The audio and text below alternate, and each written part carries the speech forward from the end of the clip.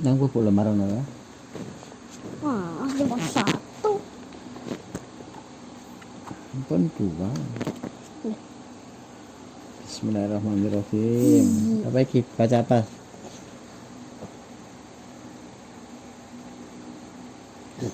Ayo. Baca tambatan. Ya baca itu baca. Ketika Quran jatuh di hati hamba yang merasa Biasa. Ya. Sampai surat Al-Kafirun. Surah Al-Kafirun. Untukmu agamamu, untukku agamaku. Bismillahirrahmanirrahim. Rumah sakit adalah tempat semua orang mesti menerima semua orang. Tidak boleh ada larangan menangani pasien hanya karena berbeda ini dan itu. Dokter muslim menangani pasien non-muslim atau pasien miskin dan kaya dilayani oleh staf yang sama. Di situasi keberagaman seperti itulah Aisyah, seorang perawat muda berhijab itu menggunakan kerudung yang dikenal lembut dan penuh empati bekerja di situasi keberagaman seperti itulah Aisyah, seorang perawat muda berhijab yang dikenal lembut dan penuh empati bekerja. Empati? Ya, penuh empati. Empatiku turut merasakan apa yang dirasakan orang lain, menghormati. Jadi misalnya orang rumah sakit pasien itu kesakitan, berarti karena sakit kan, badan sakit semua, perawatnya yang berempati itu dirawat dengan baik, dibersihkan dengan baik. Ini bekas operasi, jadi dibersihin ini gak bisa, jangan dikeras-keras, karena punya empati, punya perasaan yang sama bahwa ini sakit, perawatnya bersihin pelan-pelan.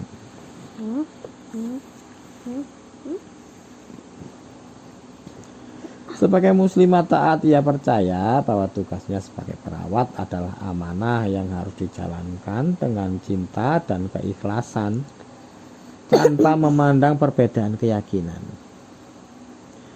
Suatu hari Aisyah ditugaskan untuk merawat Maria, seorang wanita paruh baya non-muslim. Ya. Mbak Maria sakit. Yang baru saja menjalani operasi liver. Liver itu hati. Hati ini sakit, tadi dioperasi. Saat kali pertama memasuki ruangan Maria, Aisyah merasakan keraguan menyelinap di dalam hatinya. Ia ingin memberikan yang terbaik, tapi di sisi lain ia merasa perlu menjaga prinsipnya sebagai seorang muslimah. Aisyah, Pak. Adiknya Mbak Maria sama Safia Aisyah. Iya. Yang bayi. Iya. Hari-hari berlalu dan hubungan Aisyah dengan Maria berkembang menjadi interaksi yang lebih hangat. Percakapan mereka meluas dari hal-hal ringan hingga kisah kehidupan masing-masing. Maria berbicara tentang keluarganya, sementara Aisyah menceritakan keindahan Islam tanpa berniat mengubah keyakinan Maria, melainkan sebagai bentuk berbagi kebaikan. Akan tetapi di balik kedekatan itu Aisyah tetap merasa ada yang mengganjal. Ia sering merenung di malam hari, mencari jawaban atas dilema di dalam hatinya. Suatu malam ia membuka mushaf dan membaca surah Al-Kafirun dengan penghayatan mendalam. Bismillahirrahmanirrahim. Qul ya ayyuhal kafirun. Katakanlah, wahai orang-orang kafir.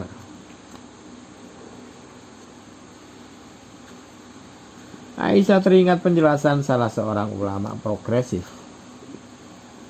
Ulama progresif iku berpikiran maju, berpikiran terbuka. Aisyah teringat penjelasan salah seorang ulama progresif yang ia hormati, bahwa surah ini bukanlah seruan permusuhan, melainkan deklarasi yang penuh ketegasan dan sekaligus kelembutan. Ayat ini adalah pengingat bahwa Islam mengakui adanya pluralitas keyakinan. Pluralitas itu keberagaman, nanti bermacam-macam.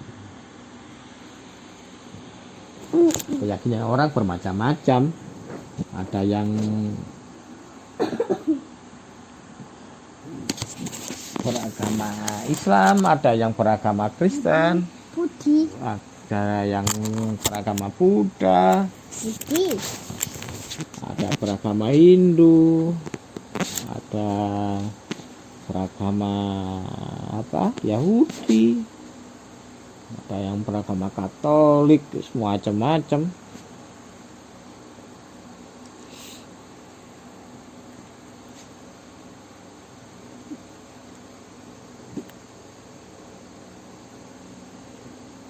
Ayat ini adalah pengingat bahwa Islam mengakui adanya pluralitas keyakinan, ujar sang ulama. Perbedaan adalah bagian dari sunnatullah. Sunnatullah itu hukum alam, bahwa semua ya beragam, bukan satu jenis saja, ujar sang ulama. Perbedaan adalah bagian dari sunnatullah, dan tugas seorang muslim bukanlah memaksakan agama, melainkan menunjukkan nilai-nilai Islam melalui akhlak dan kasih sayang. La a'budu ma ta'budun wala antum abiduna ma a'bud wala ana abidum ma abattum wala antum abiduna ma a'bud. Aku tidak akan menyembah apa yang kamu sembah, dan kamu tidak akan menyembah apa yang aku sembah. Aku juga tidak pernah menjadi penyembah apa yang kamu sembah.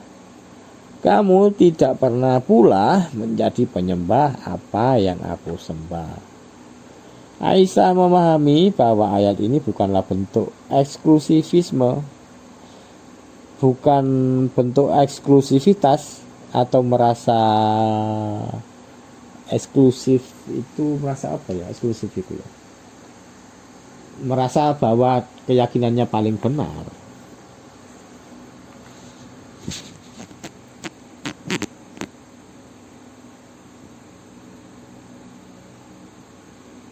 Melainkan pernyataan jujur tentang keyakinan.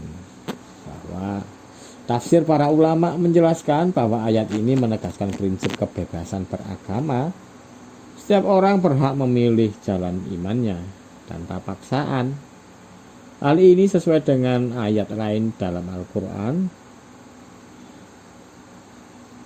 La ikraha fiddin, tidak ada paksaan dalam agama. Itu ada di surah Al-Baqarah ayat 256. Ini ayat Al-Kafirun sing terakhir. Lakum dinukum waliyadin, untukmu agamamu dan untukku agamaku. Jadi kita semua itu hidup macam-macam dengan banyak orang. Kayak di sini temannya kakak Dani. Kakak Dani sembahyang langgar karena seorang muslim beragama Islam. Tapi Tania dan keluarganya, Om Kris dan keluarganya, ayah Tania, Tania sing yangkung iku lho, siapa yangkung Adi, sing rumah nang pojok. Sing rumah lurus pojok depan sana itu. Sing mobil merah, Om Kris sing main keyboard biasa. Main piano. Om Kris. Ya Om Kris sing biasa jalan sini-sini ambek Tania ambek Adi. Iku kan beragama Kristen, sembahyang di gereja. Terus siapa? Oma Esther sing dekat rumah Noah, itu juga sembahyang di gereja karena dia Kristen. Sing di belakang Om siapa sing biasa lari pagi? Pakai celana hitam. Betul kan? nunduk. Ya. Siapa? Om Yohan. Apa? Nek disapa, nek kita nyapa kan, kita nunduk kan.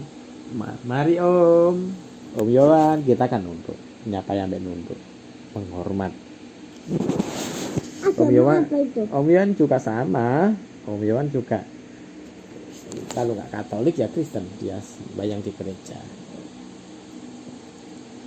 Ya, kita semua karena hidup bersama-sama, ya gak apa-apa, semua punya keyakinan masing-masing. Gak boleh saling ribut, gak boleh merasa eksklusif, merasa paling benar, gak boleh. Lakum dinukum waliyadin, untukmu agamamu dan untukku agamaku. Jadi semua punya keyakinan masing-masing, gak boleh memaksa. Ayat terakhir ini membuat hati Aisyah terasa lapang. Ia mengerti bahwa Islam mengajarkan penghormatan terhadap keyakinan orang lain. Tugasnya sebagai muslimah adalah mencerminkan keindahan Islam melalui tindakan dan kasih sayang, bukan dengan perselisihan atau paksaan. Ya begitu kan, memang saling menghormati. Kayak sing Natal kapan hari? Natal tahun kemarin kita kan pagi-pagi kue, kirim kue ke rumah Oma Esther, ke rumah Om Chris ya. Terus sama siapa? Kue ulang tahun neneknya. Boten yang dulu kita beli kue buat ucapan Natal. Selamat merayakan Natal Oma Esther. Mana buat Natal neneknya? Yang dulu. Terus sama nang rumah Om Ovan, Papai Ezra be Erin. Yang rumah Tante Hoki diantar ibu karena mereka kakak Danis ya begitu, saling menghormati bertetangga meskipun keyakinannya beda-beda. Mana buat Natal neneknya? Ayo iki cahaya dalam perbedaan. Keesokan harinya Aisyah kembali bertugas dengan semangat baru. Ia memperlakukan Maria dengan penuh perhatian. Tak lagi merasa canggung atau khawatir akan melanggar prinsip keimanan. Ia membantu Maria dengan ketulusan hati, merawatnya seolah-olah ia adalah bagian dari keluarganya sendiri. Masih ingat Tante Maria temani Bapak, sehingga kakaknya pernah diajak pas perayaan Natal? Sing rumahnya ada pohon Natal nih? Ada lukisannya banyak? Lukisannya Tante Maria? Mbak Maria berarti. Masa depannya Mbak Maria. Oh, masa depannya Mbak Maria. Beda, namanya sama. Pokoknya itu masa depannya Mbak Maria. Ya. Maria pun mulai terbuka bercerita tentang ketakutannya menjalani masa pemulihan. Aisyah mendengarkan dengan sabar.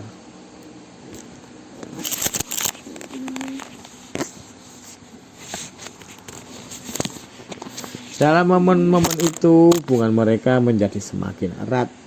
Pada suatu hari, Maria meminta Aisyah untuk membacakan doa. Meski berbeda agama, Maria merasa ada ketenangan dalam cara Aisyah berbicara tentang harapan dan kesembuhan. Aisyah pun membacakan doa dengan lembut, meminta kepada Allah agar Maria diberi kesehatan dan kedamaian. Saat itu Aisyah menyadari bahwa cinta dan kasih sayang tidak pernah mengenal batas keyakinan. Ketika Maria akhirnya pulang dari rumah sakit, ia memeluk Aisyah dengan penuh haru. "Kamu bukan hanya perawat, tapi juga teman yang telah memberiku kekuatan," katanya. Aisyah tersenyum, merasa bahwa hubungannya dengan Maria telah menjadi bukti nyata dari pesan surah Al-Kafirun. Perbedaan agama bukanlah penghalang untuk saling mencintai dan menghormati. Surah Al-Kafirun adalah seruan tentang toleransi dan penghormatan. Dalam tafsir Fi Zilalil Quran, Sayyid Qutb menjelaskan bahwa surah ini adalah pernyataan prinsip Islam yang menghargai kebebasan memilih agama, sekaligus menolak sinkretisme yang mencampur adukkan keyakinan. Sinkretis itu paduan dua keyakinan, paduan dari keyakinan yang berbeda. Imam Muhammad Abduh, seorang ulama progresif, menjelaskan bahwa surah ini mengajarkan bahwa tugas seorang muslim adalah menjaga kemurnian tauhid tanpa merendahkan keyakinan orang lain. Islam tidak pernah memaksa, tapi menunjukkan keindahannya melalui akhlak dan perbuatan, tulisnya. Bagi para ulama modern seperti Yusuf Al-Qardawi, surah Al-Kafirun adalah dasar penting dalam membangun masyarakat yang plural. Masyarakat yang plural itu yang banyak macamnya. Yang kayak di tempat kakak dan di sini ada yang beragama Islam, ada yang beragama Katolik, Kristen dan lain-lain. Ia menekankan bahwa ayat ini mengajarkan prinsip hidup berdampingan secara damai dengan masing-masing pihak menghormati batas-batas keyakinan. Kisah Aisyah dan Maria adalah gambaran nyata dari makna surah Al-Kafirun. Dengan memahami pesan mendalam surah ini, Aisyah mampu menjalankan tugasnya dengan penuh cinta tanpa melupakan prinsipnya sebagai seorang muslimah. Untukmu agamamu dan untukku agamaku. Namun kasih sayang tak pernah mengenal pembatas, karena iman sejati adalah mencintai. Dalam perbedaan kita temukan harmoni. Harmoni itu perpaduan yang bagus. Terus kita baca doa penutup. Allahumma sabbitna ala dinina bi'ilmin wa hikmah waj'alna sultanan bil haq la nakrahu wa la nakfur bal nahya ma'al khalqi bihubbi wassalam. Ya Allah, teguhkan kami di atas agama kami dengan ilmu dan hikmah. Hikmah itu kebijaksanaan. Jadikan kami membawa kebenaran tanpa kebencian, tanpa kekafiran, tapi hidup bersama ciptaanmu dengan cinta dan damai. Bapak.